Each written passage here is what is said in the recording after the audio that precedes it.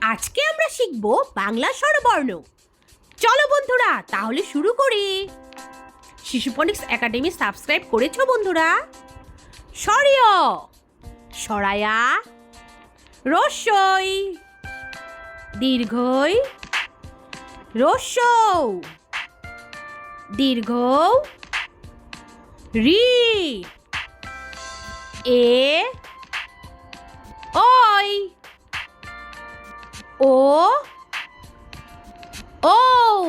আবার বলি, স্বরীয়, সরায়া, রস্যই, দীর্ঘই, রস্যৌ, দীর্ঘ,